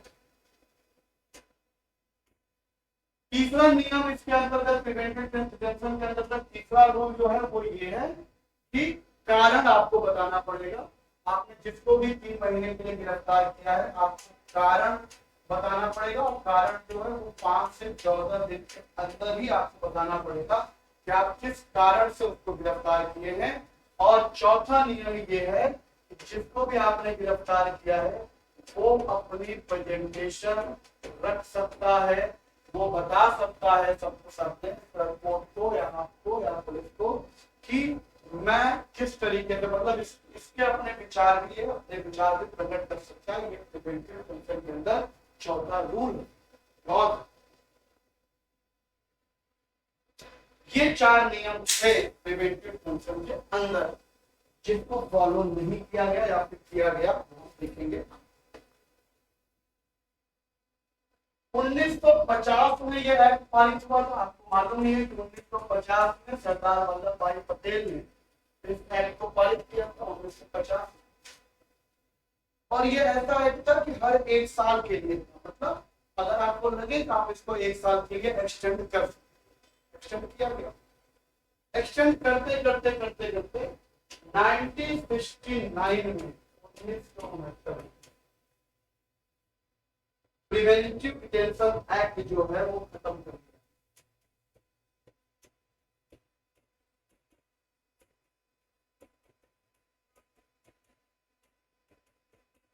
समाप्त। अब सोचो कि इसको समाप्त कैसे किया, और वो भी समाप्त 1969 में कैसे होगा, लॉजिक मैंने आपको बताया था एक एक गोपलन का केस। देखो 1969 में आप सबको मालूम है कि इंदिरा गांधी की सरकार, और मैंने प्रीवियस वीडियो में केशवानंद भारती केस में भी और इमरजेंसी वाले केस में तो नहीं, लेकिन केशवानंद भारती केस में मैंने बताया है 1969 में जो कांग्रेस थी वो 2 भागों में बढ़ गई। एक तो इंदिरा गांधी की तो कांग्रेस बन गई थी और एक मोरारजी देसाई की कांग्रेस बन गई। तो कांग्रेस 2 भागों में बढ़ गई थी। जब कांग्रेस 2 भागों में बटी थी तो इंदिरा गांधी के बहुमत कम हो गए, और इंदिरा गांधी को उस समय सपोर्ट की आवश्यकता थी कि सरकार चलानी है तो सपोर्ट चाहिए। और उस समय उस सरकार में सबसे अच्छा परफॉर्मेंस तमिलनाडु में एक पार्टी ने किया था, डीएमके पार्टी, जो कम्युनिस्ट की पार्टी है, आपको मालूम। डीएमके ने इंदिरा गांधी का सपोर्ट किया था उस समय, इंदिरा अपने सारे सांसद दिए थे, जिसकी वजह से इंदिरा गांधी बहुमत में आई और फिर सरकार चला। लेकिन अगर कोई आपको सपोर्ट करेगा तो उसकी भी तो कुछ शर्तें होंगी। तो डीएमके पार्टी, बात 1969 पे हो रही, डीएमके पार्टी की जो शर्त थी, क्योंकि कम्युनिस्ट पे उस समय प्रिवेंटिव डिटेंशन एक्ट से सबसे ज्यादा गिरफ्तारी कहां पे होती थी, किससे होती थी? कम्युनिस्ट पार्टी के लोग गिरफ्तार होते थे। और कम्युनिस्ट पार्टी के ही उस समय एमपी थे कौन? डीके गोकुलम साहब, और ये इन्हीं की पार्टी थी। तो डीएमके पार्टी ने इंदिरा गांधी का सपोर्ट इसी शर्त पे किया कि हम तभी करेंगे जब आप प्रिवेंटिव डिटेंशन एक्ट को हटाएंगे, तब आपको सपोर्ट करेंगे। और इसलिए जब इनके पास सपोर्ट आ गया डीएमके का, तो इंदिरा गांधी ने 1969 में प्रिवेंटिव डिटेंशन एक्ट को खारिज किया, खत्म किया, और एक साल के लिए एक्सटेंड होता था 1969 में। अब उसके बाद क्या हुआ, ये तो खत्म हो गया। तो 1971 में इंदिरा गांधी ने एक नया एक्ट बनाया, 1971 के अंदर मीसा एक्ट बना। मीसा एक्ट के अंतर्गत क्या हुआ, एडीएम और डिस्ट्रिक्ट मजिस्ट्रेट को पावर दे दिया गया गिरफ्तारी करने की, ये कोई भी वो लेके पावर लेके गिरफ्तारी कर सकते हैं। हर एक डिस्ट्रिक्ट का जो डिस्ट्रिक्ट मजिस्ट्रेट होगा, एडीएम होगा, वो गिरफ्तारी कर सकते हैं। जब जनता पार्टी की सरकार आई 1978 में ये एक्ट हटा दिया गया। उसके अलावा कई सारे एक्ट बने, और ये एक्ट ऐसा नहीं है, आज भी चल रहा है। हर सरकार कोई ना कोई ऐसा एक्ट बनाती है जिसकी वजह से वो इस चीजों को कंट्रोल करते हैं। उत्तर प्रदेश में यूपी कोका चलता है, उस समय एक और एक्ट 1971 या 1974 में आया था, कोफे कोसा। कोफे कोसा जो एक्ट था, वो एक्ट जो था वो स्मगलिंग के थे। और ये जो एक्ट था, इसके अलावा इंडियन डिफेंस एक्ट चले आ रहे थे। वो एक्ट इसलिए वो एक एक्चुअली बाहरी हम लोग को बचने के लिए थे। लेकिन ये जितने भी एक्ट बन रहे हैं, मीसा एक्ट था या प्रिवेंटिव डिटेंशन एक्ट था या कोफे कोसा जो था, या और भी एक्ट बने जैसे टाडा लगा, कोटा लगा, संजय दत्त के ऊपर टाडा लगा था, आपको याद होगा, कोटा एक्ट भी लगा था। ये सारे एक्ट जो है वो सरकार द्वारा अपने आंतरिक सुरक्षा के लिए बनाए जाते हैं। हर सरकार बनाती है, बीजेपी भी बनाती है, कांग्रेस ने भी बनाया, और एक का एक कठोर नियम बनाए जाते हैं, ऐसा नहीं है, ठीक है, बनाए जाते। लेकिन चूंकि हम उन सब बातों पर चर्चा नहीं करेंगे, मीसा एक्ट की बात कर रहे हैं, तो मीसा एक्ट 1971 में बना। अब यहां तक हमने आपको पूरा कैसे हमारे देश में मीसा एक्ट आया, कैसे ये सारे।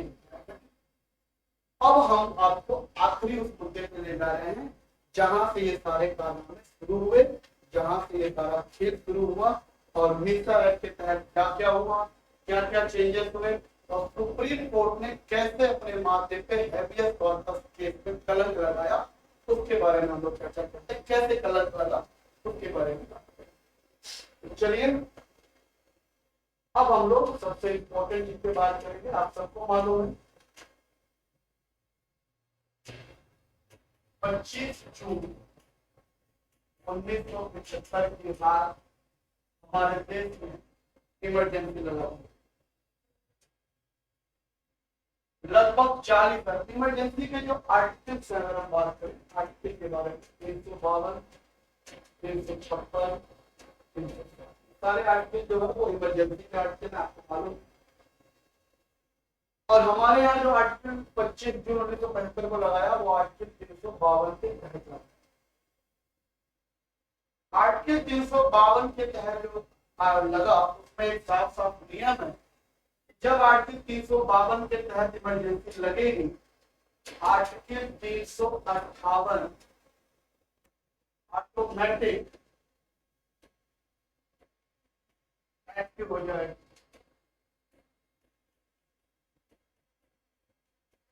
और आर्टिकल 358 क्या कहता है, आर्टिकल 358 ये कहता है कि आर्टिकल 352 के तहत अगर इमरजेंसी लगती है, तो आर्टिकल 19 के जितने भी अधिकार हैं, वो सारे सारे सारे के सारे अधिकार क्या हो जाएंगे, तुरंत प्रभाव के लिए सस्पेंड हो जाएंगे। मतलब आर्टिकल 19 क्या है, स्वतंत्रता का अधिकार, वो सारे 1 2 3 4 5 जितने भी है, ABCDEFGH, वो सारे के सारे जो आर्टिकल्स होंगे, जितने भी सारे वो हमारे अधिकार है, वो सबके सब अधिकार क्या हो जाएंगे, सस्पेंड हो जाएंगे।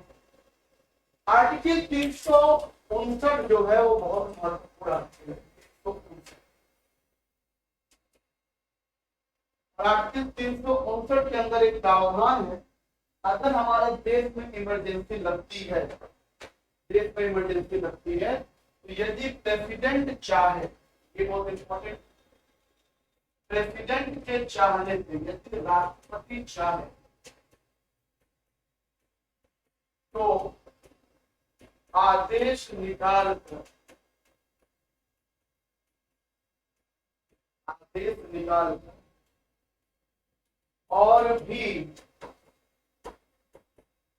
मूल अधिकार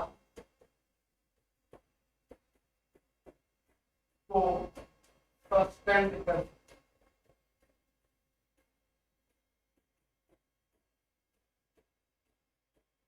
मतलब आर्टिकल 352 के तहत यदि इमरजेंसी लग रही है हमारे देश में, तो 358 अपने आप एक्टिव हो जाएगा और इसे एक्टिव होते ही आर्टिकल 19, जितने भी हमारे आर्टिकल 19 स्वतंत्रता के अधिकार है उसको सस्पेंड हो जाएंगे।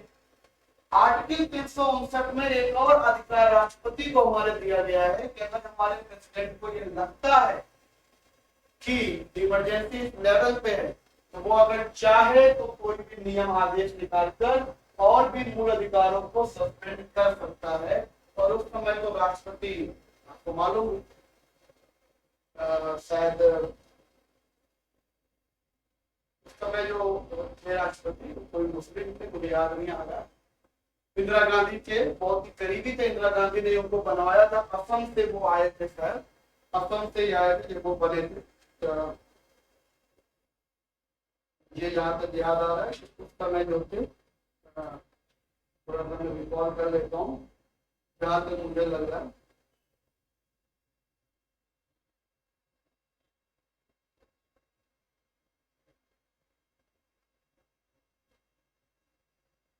गिरी तो उस समय थे,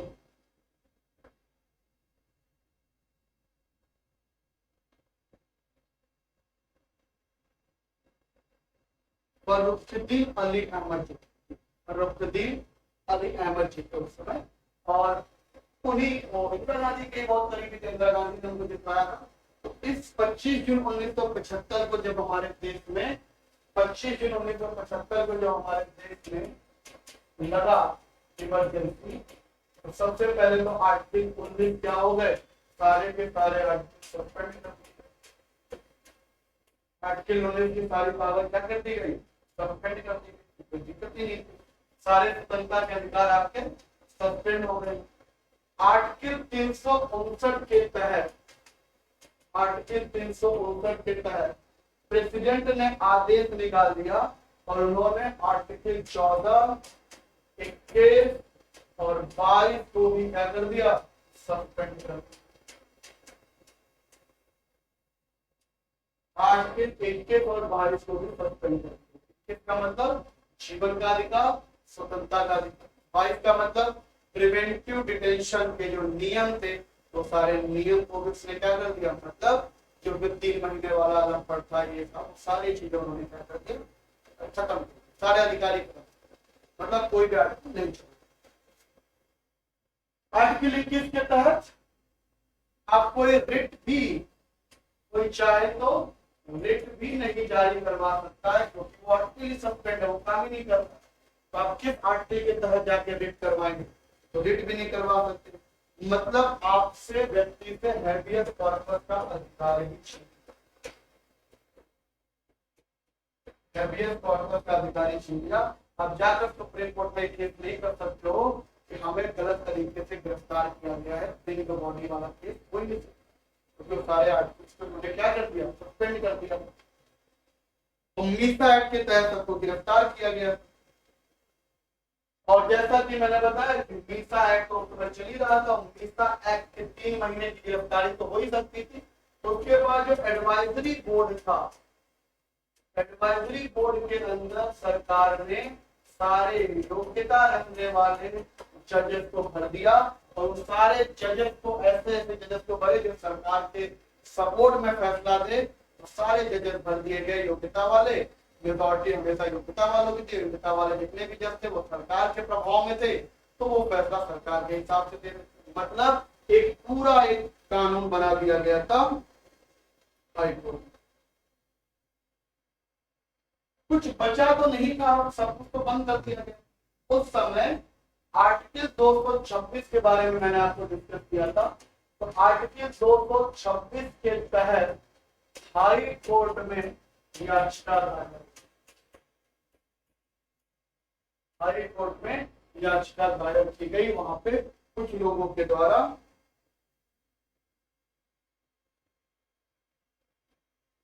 और हैबियस कॉर्पस का जब वहां पे रिट जारी हुआ तो उस समय बुरा तो सबसे नहीं थे, लेकिन उस समय एक नियम आ चुका था। तभी हम बात करेंगे कि वो नियम कैसे आया था, उसके पीछे भी कहानी है। तो उसमें ये नियम ये आया था कि हैबियस कॉर्पस के लिए पहले ये होता था कि बॉडी को लाना जरूरी होता था। जिसके खिलाफ ये रिट जारी हो रही है, ब्रिंग द बॉडी, उस बॉडी को लाया सर्कस कोर्ट के सामने। लेकिन उस समय तक 1978 तक 1974 तक 5 तक ये रूल आ गया था कि हेबियस कॉर्पस में बॉडी को लाना जरूरी नहीं है। हाई कोर्ट या कोई भी कोर्ट जो होगी वो हेबियस कॉर्पस में डॉक्यूमेंट्स भी चेक कर सकती है, प्रोसेस चेक कर सकती है, कार्रवाई चेक कर सकती है, कानून चेक कर सकती है, और इसके तहत वो ये जांच कर सकती है कि बॉडी को छोड़ा जाए कि रखा।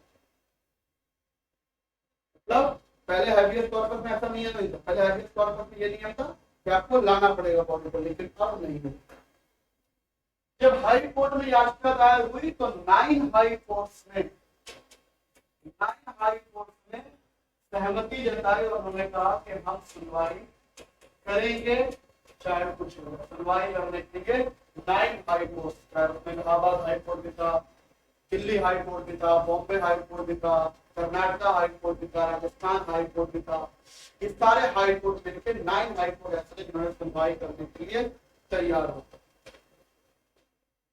इन्होंने कहा, फिर हमारी जो सरकार थी सेंट्रल में, उन्होंने कहा कि हम नहीं कर सकते क्योंकि इस समय इमरजेंसी लगी हुई है, और इमरजेंसी के लड़ते समय आर्टिकल 21, 22, 24, 21, 22, 14, आर्टिकल 19 ये सारे आर्टिकल सस्पेंड कर दिए गए। आप किस आर्टिकल के तहत सुनवाई कर सकते? हैबियस कॉर्पस का तो रिट जारी ही नहीं हो सकती, तो आप कैसे सुनवाई कर सकते?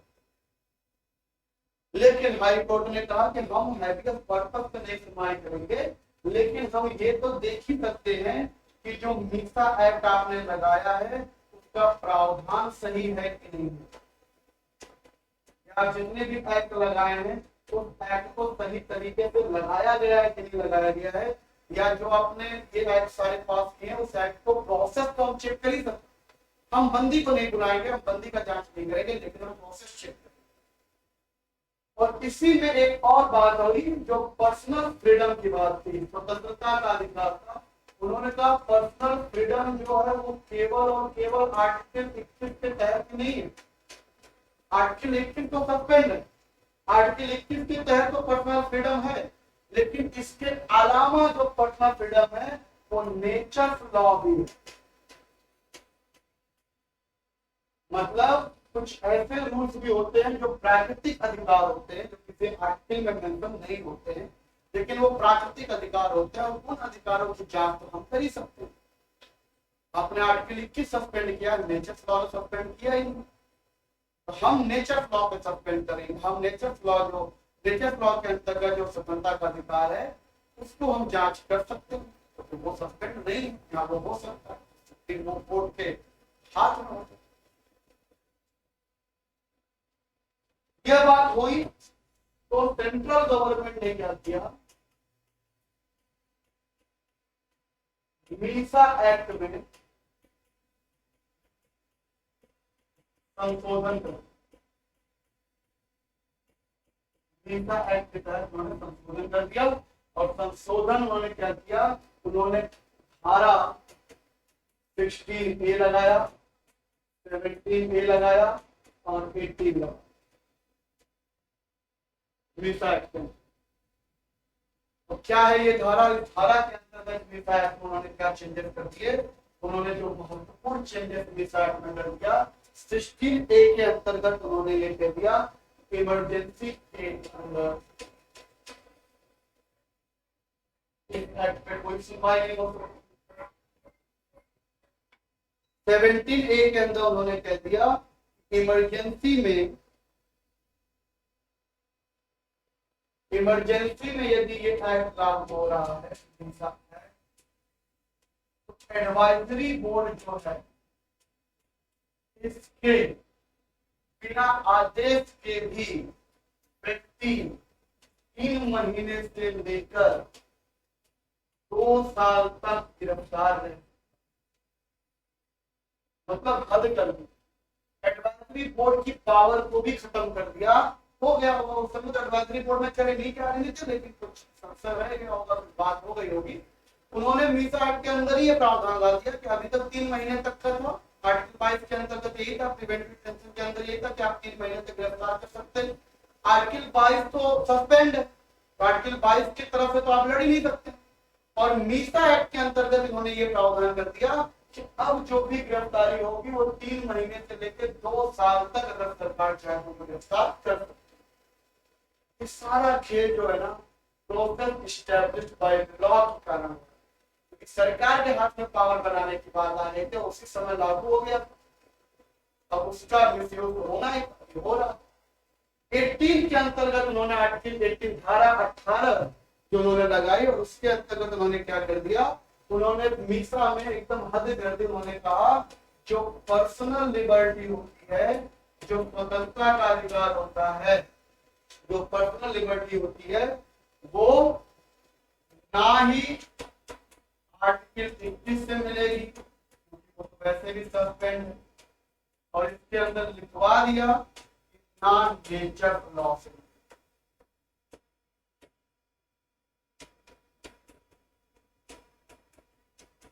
खत्म हो।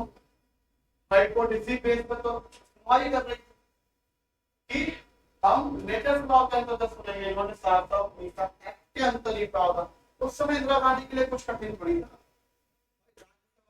लोकसभा उनका विधायक उनकी सब कुछ उनके 1971 की पावर 352 सीट, 1972 का विधानसभा चुनाव पूरी सत्ता उनके हाथ में थी। तो उस समय वो जो चाहते थे वो पाने वाले थे, और उस समय इन्होंने ये 3 धारा लगाकर मीसा एक्ट को और मजबूत बना दिया। और फिर अब मामला लेकर वो कहां चले गए, सुप्रीम कोर्ट चले गए। और इतना ही नहीं, 39वां अमेंडमेंट करके 39वां संशोधन करके मीसा एक्ट को इन्होंने क्या कर दिया, 9th शेड्यूल में डाल।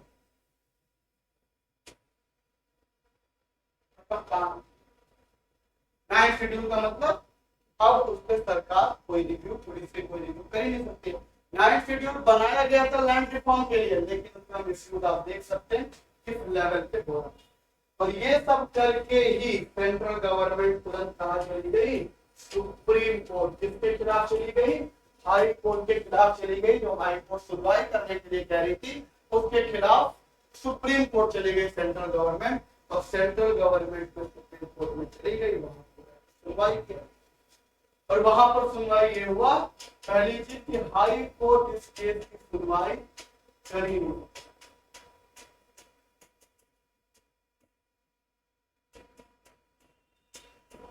पहली चीज उन्होंने ये कह दिया कि हाई कोर्ट इस केस की सुनवाई कर ही नहीं सकती। और सारी बातें जब वहां बताई गई तो सुप्रीम कोर्ट के उस समय जो जजेस की बेंच, सुप्रीम कोर्ट में जो जजेस थे 5 जज बैठे थे, जिसमें से 4:1 में फैसला आया। एक जो थे वो विरोध में थे सरकार के, और ये जो 4 थे वो फेवर में थे सरकार के। और इन्होंने बहुत ही अजीब सा, बहुत ही मतलब सरकार के पक्ष का फैसला दिया। इन्होंने कह दिया कि मीसा के तहत जितनी भी गिरफ्तारियां हुई हैं वो वैध हैं।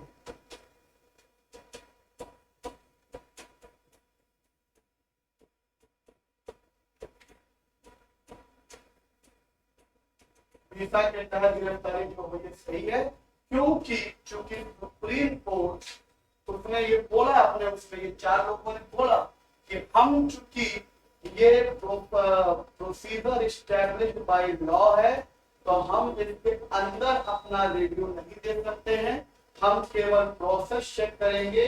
और अगर प्रोसेस में देखा जाए तो मीसा एक्ट के अंदर सही प्रावधान, मतलब सही तरीके से चीजें लिखवाई गई हैं, अमेंडमेंट भी सही तरीके से करवाया गया है, बाईपास करवाया गया है नियम के तहत, और जो एक्ट भी लगाया गया वो नियम के तहत लगाया गया। जितनी भी काम हुए थे वो सरकार ने बहुत ही नियम के तहत किया। लेकिन यहाँ पर सुप्रीम कोर्ट इसलिए तो आदमी जाता है कि सुप्रीम कोर्ट लोगों की सुनेगा। सुप्रीम कोर्ट जैसे मेनका गांधी के केस में 1978 में सुप्रीम कोर्ट ने फैसला किया, वो फैसला यहाँ पर भी तो हो सकता था, 1976 में भी हो सकता था, 1976 में भी तो हो सकता था। लेकिन उस समय जो 4 जजेस थे उन्होंने साफ साफ कहा कि प्रोसीजर एस्टैब्लिश्ड बाय लॉ है, इसलिए हम अंदर रिव्यू नहीं कर सकते, हम केवल प्रोसेस चेक करेंगे और प्रोसेस के अंतर्गत जितनी भी चीजें हुई है वो सही है, और मीसा एक्ट के तहत जिस तरीके से गिरफ्तारियां हुई हैं वो बिल्कुल सही हुई है, और इसलिए ये सरकार सही है। तो सरकार के सारे जितने भी गुनाह थे वो सबके सब माफ हो गए, और लोग बहुत दिनों तक, कुछ लोग 18-19 महीनों तक जेल में रहे, और लगभग आंकड़ा तो नहीं ऐसे ओपन है लेकिन लगभग कहा जाता है 40,000 लोग मीसा एक्ट के तहत जेल में ठूसे गए थे, जेल में भरे। और यही एक केस था जो सुप्रीम कोर्ट के माथे पे क्या लगा, कलंक लगा दिया, क्योंकि इस समय इन्होंने पूरे जो 4 जजेस थे वो एकदम, इसमें मेन एयर रे भी थे, मिर्जा बेग भी थे, ये लोग थे। लेकिन जो खिलाफ थे, जो विरोध में थे, उन्होंने कहा था कि नहीं ये गलत है, क्योंकि प्रोसीजर एस्टैब्लिश बाय लॉ का मतलब ये नहीं है कि सरकार जो चाहे वो कर सकती है, सरकार मनमानी नहीं कर सकती, हमें उस नियम को देखना चाहिए, और मीसा एक्ट के तहत जितने भी प्रावधान किए गए प्रावधान को भी जांचना चाहिए। हमारे पास ये पावर है, हम जांच सकते हैं। लेकिन बाकी जो 4 जजेस थे वो सरकार के फेवर में थे, और ये जो फेवर में नहीं थे मैंने बताया हंसराज खन्ना साहब थे, और इसकी सजा इनको ये मिली, क्योंकि ये सरकार के फेवर में फैसला नहीं दिए, इसलिए इनकी सजा ये मिली कि इनको बनाना चाहिए था चीफ जस्टिस ऑफ इंडिया, जो कि सबसे सीनियर मोस्ट जज थे, लेकिन इनको ना बना के एन रे को बना दिया गया, जिसकी वजह से बाद में इन्होंने अपना इस्तीफा दे दिया। चलिए, और ये था मीसा एक्ट। इसी केस को कहा गया हैबियस कॉर्पस केस, और ये हैबियस कॉर्पस केस की तरफ से सुप्रीम कोर्ट का ये जजमेंट आया, जिसकी वजह से कहा जा सकता है कि सुप्रीम कोर्ट के माथे पे कलंक। उम्मीद है कि आप लोगों को ये लंबी चर्चा समझ में आई होगी, बहुत सारी लंबी बातें हुई, बहुत ज्यादा चर्चा हुई, डिटेल में चीजें मैंने बताया, और सोचो कि अगर मैं एक ही भाग में पढ़ाता तो साढ़े 3 घंटे की क्लास हो जाती, इसीलिए हमने इसको 2 भागों में डिवाइड किया, आप पहले भाग 1 पढ़े फिर भाग 2 पढ़े।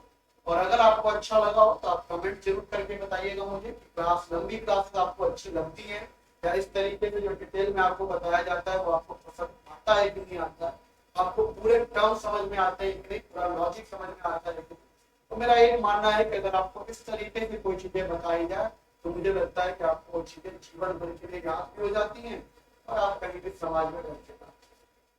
चलिए, आज की चर्चा यहीं पे खत्म करते हैं। हमने मीसा एक्ट के बारे में बताया, हैबियस कॉर्पस के बारे में बताया, मेनका गांधी जी के बारे में बताया, इनके डोकलाम के बारे में बताया, और कई सारे अन्य कॉन्स्टिट्यूशन आर्टिकल्स के बारे में आपको बताया, कौन से आर्टिकल क्या करते हैं वो।